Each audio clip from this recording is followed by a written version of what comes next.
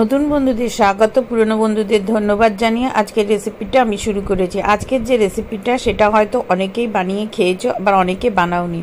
এটা আজকে আমি চিকেন দিয়ে তৈরি করেছি, চাইলে তোমরা এটা পনির দিয়েও একইভাবে তৈরি করতে পারবে। আর রেসিপিটা শেষ পর্যন্ত দেখার অনুরোধ রইল। আর রেসিপিটা কেমন লাগলো তা আমাকে জানাতে ভুলো না। ভালো লাগলে সাবস্ক্রাইব করে আমার বন্ধু হয়ে যাওয়ারও অনুরোধ রইল। Let's start the recipe.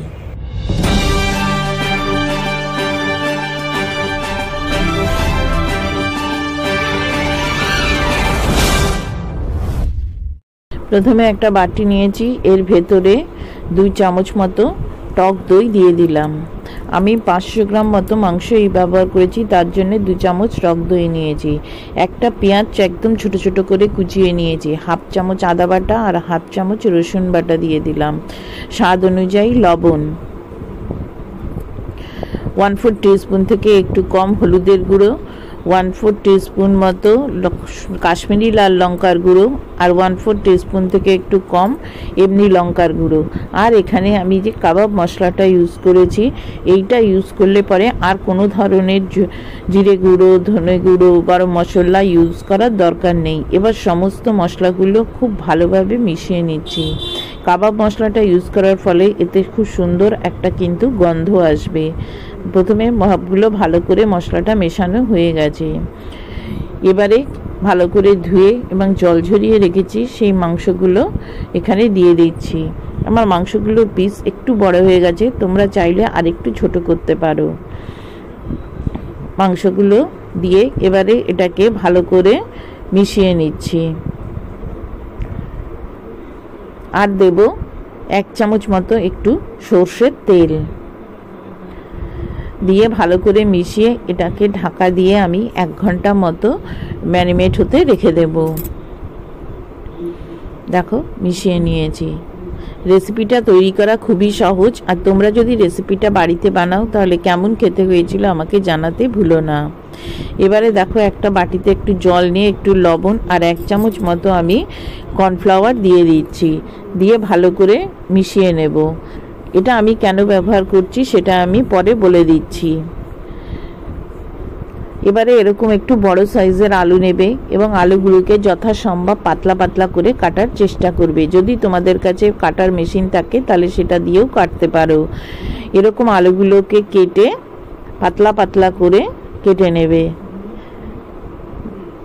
দেখো ঠিক এরকম পাতলা করে কেটে নেবে। আমি তোমাদের একটা দেখিয়ে দিচ্ছি যে কীরকম পাতলা হবে। দেখো ঠিক এরকম পাতলা হবে, এরকম। এবারে কেটে রাখা আলুগুলো এর মধ্যে আমি ডুবিয়ে 1/2 ঘন্টা রেখে দেবো। এতে আলুগুলো নরম হয়ে যাবে এবং ফোল্ড করার সময় ভাঙবে না। 1 ঘন্টা পরে আমি এটাকে বার করে এনেছি। দেখো মাংসটাও কত সুন্দর ম্যারিনেট হয়ে গেছে। এবারে দেখো এটা এতটা নরম হয়ে গেছে, আমি তোমাদের একটুখানি হাত দিয়ে তুলে দেখাচ্ছি। দেখো দেখো একদম এটাকে কিন্তু তখন ফোল্ড করতে গেলে আর ভেঙে যাবে না। আলুগুলো কিন্তু নরম হয়ে গেছে ভিজিয়ে রাখার ফলে। ইউটিউবে আমার আরেকটা চ্যানেল আছে, ডায়েরি অফ মাই ড্রিমস। এখানে আমি বিভিন্ন ধরনের ভিডিও শেয়ার করে থাকি। লিংক নিচের ডেসক্রিপশানে দিয়ে দিয়েছি। ভিডিওগুলো তোমাদের কেমন লাগছে তা অবশ্যই আমাকে লাইক ও কমেন্ট করে জানিও। ভালো লাগলে পরে আমার বন্ধু হয়ে যাওয়ার অনুরোধ রইল। এবারে এখান থেকে একটা আলু নেবে, নিয়ে ঠিক এরকম একটা মাংসের পিস নেবে। আমার পিসগুলো একটু বড় বড় হয়ে গেছে, তোমরা আগেও বলেছি একটু ছোট নেবে বা আলুগুলো এর সাইজ একটু বড় নিতে পারো যাতে পুরোটা মাংসটা কভার করে যায়। একটা টুথপিক লাগিয়ে ঠিক বাটারফ্লাইয়ের মতো করে এরকমভাবে তৈরি করে নেব। সেই জন্যে এই রেসিপিটার নাম দিয়েছি বাটারফ্লাই চিকেন ফ্রাই। দেখো এরকমভাবে নিয়ে এটাকে এরকমভাবে একটা টুথপিক লাগিয়ে দেবে। ঠিক এইভাবেই আমি সবগুলো তৈরি করে নিচ্ছি। দেখো সবগুলো আমার তৈরি হয়ে গেছে। এবার ভাজার পালা। একটা কড়াইয়ে আমি তেল গরম করে নিয়েছি, নিয়ে এক একটা করে এর ভেতরে দিয়ে দেব।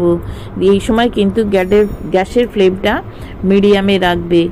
হালকা আছে কিছুক্ষণ ধরে সময় নিয়ে এটাকে ভাজতে হবে যাতে মাংসটাও রান্না হয়ে যায়। এবারে একটা দিক হয়ে যাওয়ার পর এবারে এটাকে এরকমভাবে উল্টে দেবে, দিয়ে মাংসটাকে ভালো করে কুক করে নেবে। এটাকে ফ্রাই করতে আমি মিডিয়াম ফ্লেমে 5 থেকে 7 মিনিট মতো সময় লেগেছে। দেখো ঠিক এরকম লাল লাল করে ভেজে নিয়েছি। একটা টিস্যু পেপারের ওপর তুলে নেবে যাতে এক্সট্রা যে তেল আছে সেটা বেরিয়ে যায়, কেননা আলু আর মাংসের ভেতরেও কিন্তু তেলটা থাকে। ঠিক এই একইভাবে আমি বাকি যেগুলো আছে সবগুলো ভেজে নেব। ব্যাস সবগুলো ভাজা হয়ে গেছে। এবং গরম গরম চা বা কফির সাথে এটাকে পরিবেশন করো। আজকের এই রেসিপিটা তোমাদের কেমন লাগলো তা কিন্তু জানিও। আর নতুন যারা বন্ধু হয়েছো তারা অবশ্যই আমার চ্যানেলকে সাবস্ক্রাইব করে আমার বন্ধু হয়ে যাওয়ার অনুরোধ রইল।